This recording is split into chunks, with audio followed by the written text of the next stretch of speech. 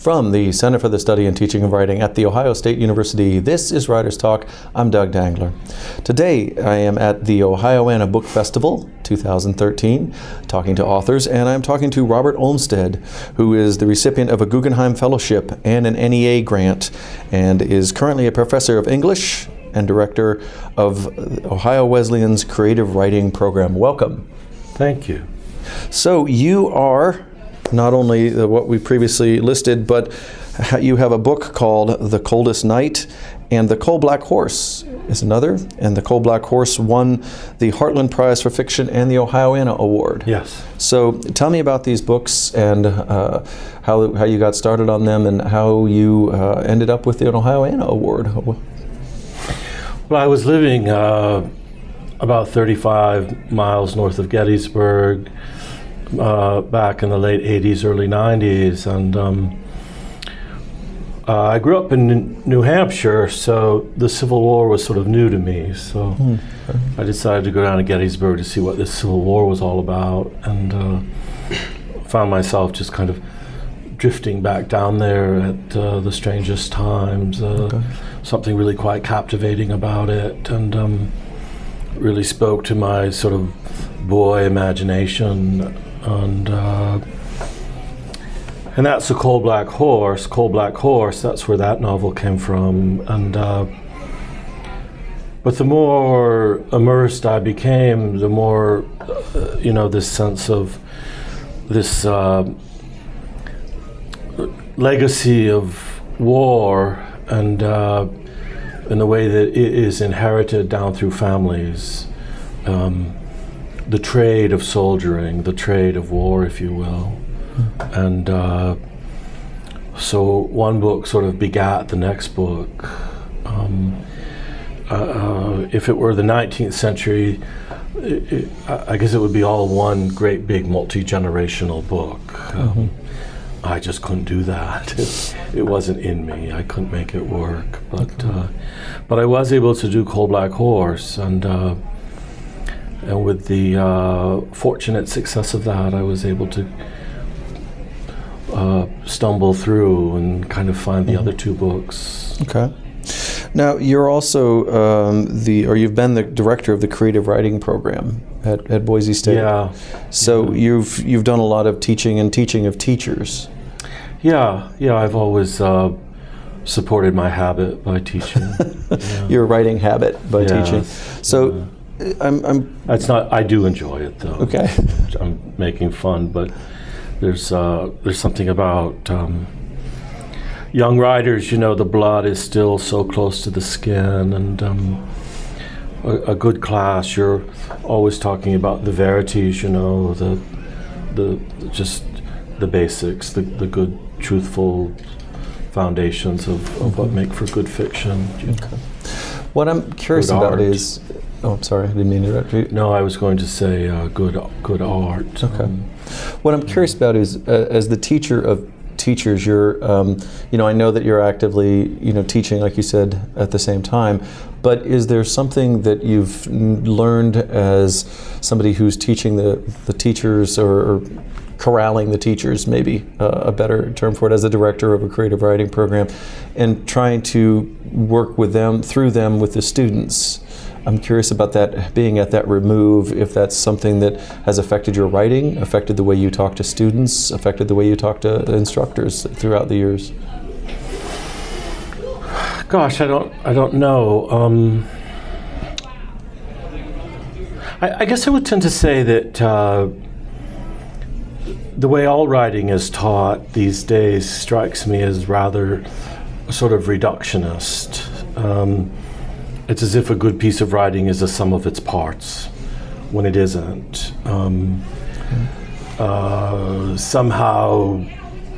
Somehow we've separated writing from art the same way we sort of separate Egypt from Africa. Writing is, although I have a book titled The Elements of the Craft, I mean, it is an art. It is an art form. It's not a craft. And so much of, even sort of at the junior high level, the undergraduate level, people are learning to write when they really have nothing to say, you know, and so much of bad writing is bad thinking. So it's almost like this, we're trying to teach this talent, teach this skill, you know, way before, I guess I'm worried about the emphasis that's put on writing. I would rather see, I'd like to see half the writing classes get swapped back over into reading classes. Okay. You know, somehow writing is starting to crowd out literature, and I'm just an old-fashioned literature person, you know, I'm just an old-fashioned English teacher, and literature is always the most important thing, Okay. you know. With the writers that you work with, what do you point to, and or maybe a couple of texts that you say, this is where you should really go if you're going to write in this particular, say, genre? Like literary fiction, you might point to certain people above others to say, this is the reading that you should be doing. Are there people like that you come back to a lot? Well, where I am at right now, it's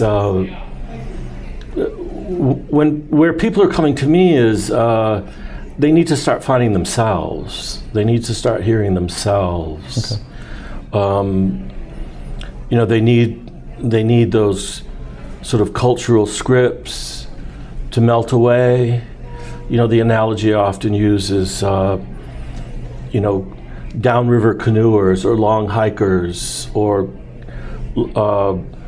campers who go, you know, the rule of thumb is that third day you begin to hear your own mind. The sort of noise of popular culture begins to melt away. Mm-hmm. The music, the slogans, the thinking, and that's usually quite frightening for people, that they're sort of left with their own mind. Mm-hmm. So it's hearing your own mind, you know. It's you know, like in a creative writing workshop, there'll be a process where people are rewriting television and rewriting movies, and it's funny because in the workshop someone will say, oh, this reminds me of such and such a movie, or this reminds me of such and such a TV show. So as remarkable as it seems, that imperative to be creative, that imperative to write something that hasn't been written before, it takes a while for it to sink in.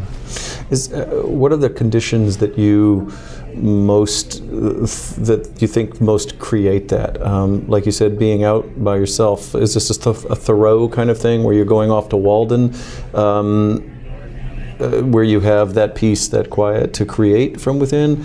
Or is that something, you know, like most residency programs for writing, you're all there and it is harder to get away because a lot of them are sort of social based?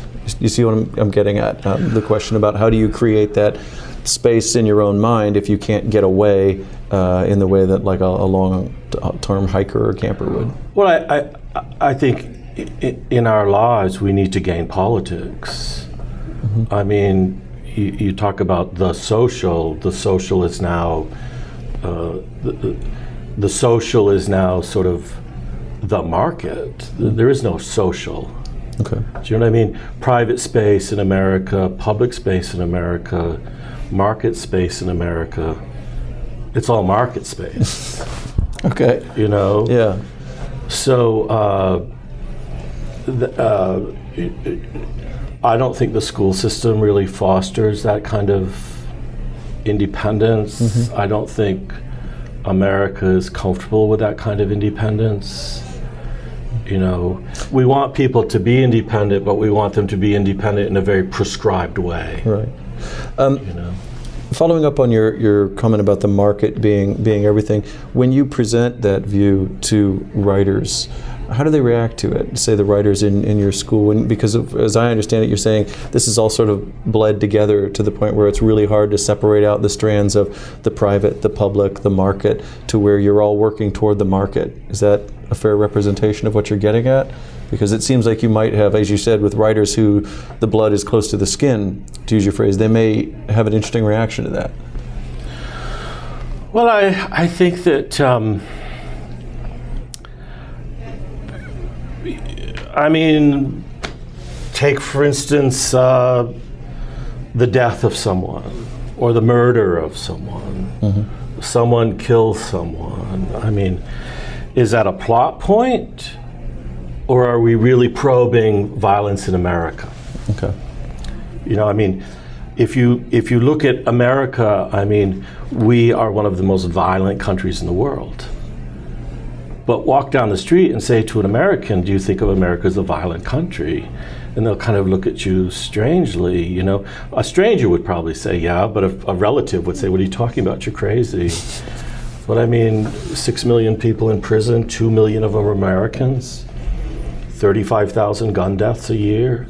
I mean, there is no other civilized country in the world that even comes close to our numbers. Our 2 centuries of diplomacy by violence.